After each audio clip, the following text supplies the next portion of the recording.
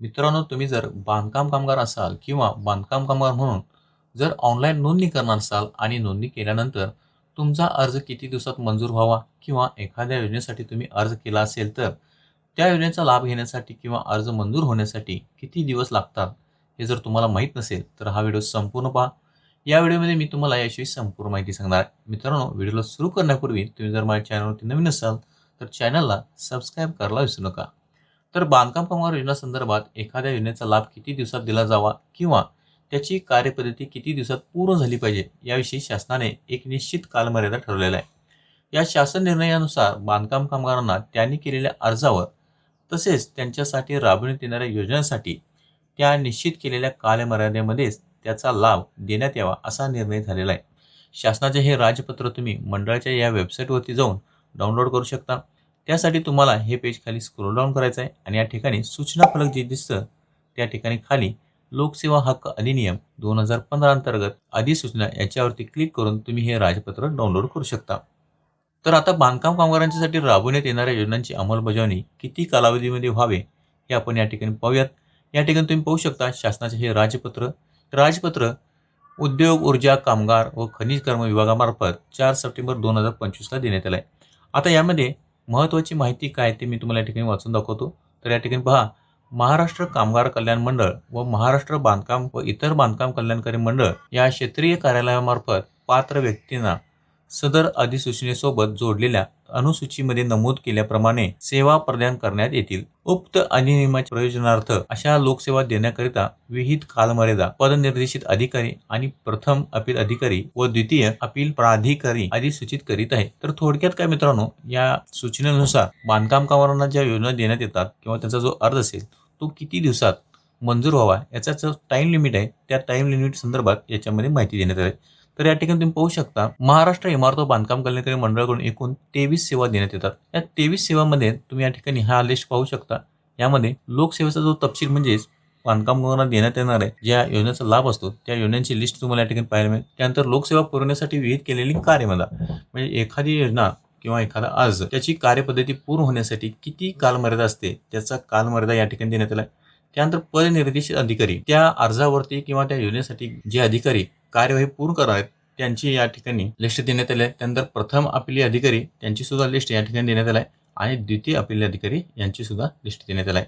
तर या ठिकाणी आपण सर्वात पहिल्यांदा पहिली जी योजना आहे त्यामध्ये पात्र नोंदणीकृत बांधकाम कामगारांचे नोंदणीचे अर्ज निकाली काढण्याकरिता कालावधी. तर याचा बांधकाम कामगारांची नोंदणी केल्यानंतर तो अर्ज किती दिवसात मंजूर व्हावा तर या ठिकाणी 60 दिवस ही कालमर्यादा देण्यात आली आहे. त्यानंतर पदनिरीक्षक जे अधिकारी आहेत, दुकान निरीक्षक, सरकारी कामगार अधिकारी आणि तिसरं सहाय्यक कामगार आयुक्त. त्यानंतर प्रथम अपील अधिकारी, सरकारी कामगार अधिकारी, सहाय्यक कामगार अधिकारी, त्यानंतर सहाय्यक कामगार आयुक्त, कामगार उपायुक्त, अप्पर कामगार आयुक्त. त्यानंतर द्वितीय अपील अधिकारी जे असणार आहेत त्यामध्ये संबंधित उपविभागाचे कामगार उपायुक्त, अप्पर कामगार आयुक्त, संबंधित विभागाचे कामगार उपायुक्त, अप्पर कामगार उपायुक्त, सचिव तथा मुख्य कार्यकारी अधिकारी, महाराष्ट्र इमारत व बांधकाम कल्याणकारी मंडळ मुंबई. तर या ठिकाणी पदनिरीक्षित अधिकारी असेल किंवा प्रथम अपील अधिकारी असेल किंवा द्वितीय अपील अधिकारी असतील, ही सर्व या ठिकाणी सर्व योजनांसाठी समान असणार आहेत. तर तुम्हाला या ठिकाणी मी फक्त योजनेचे नाव आणि त्याच्यासाठी किती कालमर्यादा आहे हे तुम्हाला या ठिकाणी मी सांगतो. तर या ठिकाणी दुसरं जे आहे, पात्र नोंदणीकृत बांधकाम कामगारांचे नूतनीकरणाचे अर्ज निकाली काढण्याचा कालावधी. तर बांधकाम कामगारांना नोंदणीचा अर्ज केल्यानंतर त्याचे रिन्युअल करावे लागते. तर नूतनीकरणासाठी किंवा रिन्युअलसाठी एकूण 60 दिवसाचा कालावधी दिला आहे. या 60 दिवसामध्ये त्याच्या नूतनीकरणाचा अर्ज मंजूर किंवा नामंजूर हे कळले पाहिजे. त्यानंतर तिसरं आहे, नोंदणीकृत बांधकामावरच्या पहिल्या 2 पाल्यांना इयत्ता 1ली ते 7वीसाठी प्रतिवर्षी 2,500 आणि इयत्ता 8वी ते 10वीसाठी प्रतिवर्षी ₹500 शैक्षणिक अर्थसहाय्य. तर या योजनेची कार्यवाही पूर्ण होण्यासाठी 90 दिवस लागतात.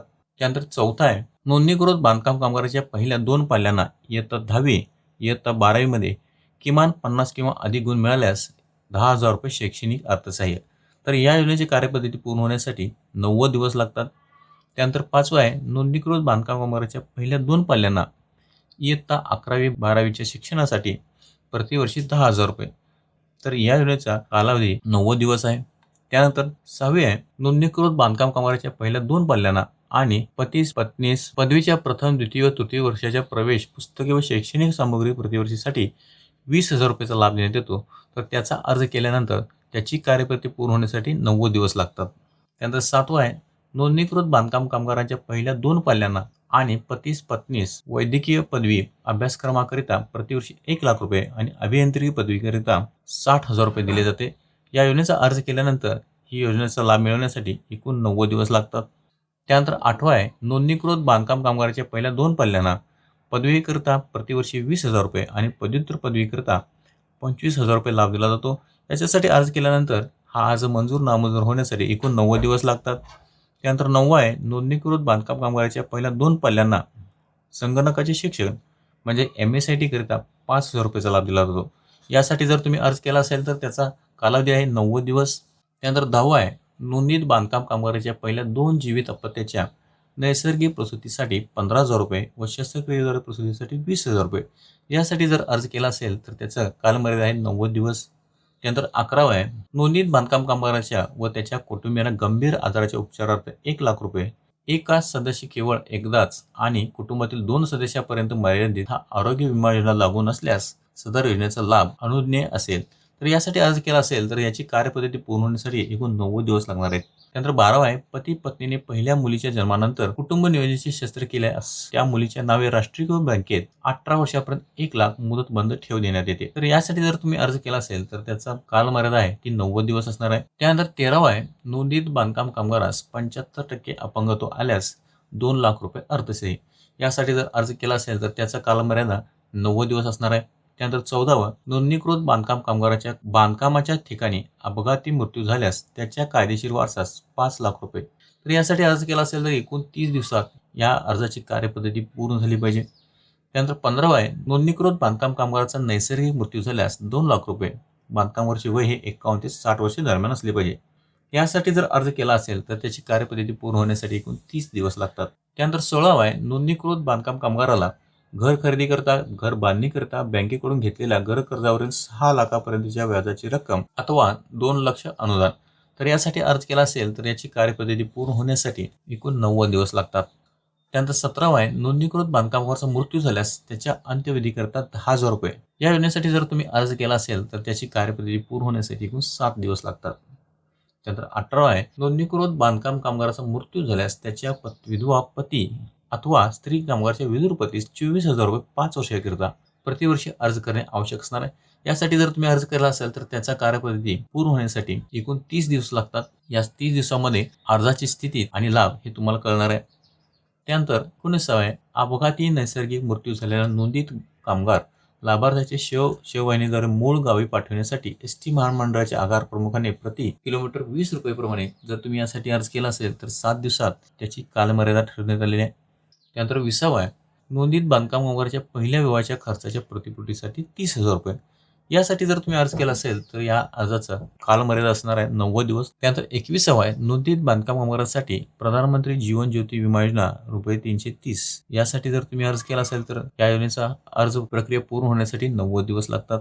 त्यानंतर नोंदीत बांधकाम कामगारांसाठी प्रधानमंत्री सुरक्षा विमा योजना ₹12. तर यासाठी अर्ज केला असेल तर त्याचा कालमर्यादा हा 90 दिवस असणार आहे.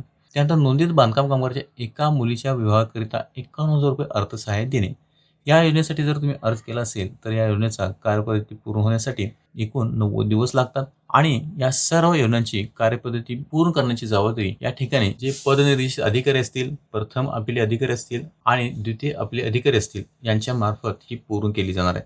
मित्रांनो, एखाद्या योजनेचा लाभ घेण्यासाठी तुम्ही जर अर्ज केला असेल तर सर्वसाधारणपणे या लिस्टमध्ये देण्यात आलेल्या कालमर्यादेमध्ये तुम्हाला या योजनेचा लाभ दिला जाणार आहे. तर मित्रांनो, आपण या व्हिडिओमध्ये बांधकाम कामगार योजनेसाठी एकूण सर्वसाधारणपणे किती कालमर्यादा लागते याविषयी माहिती घेतली.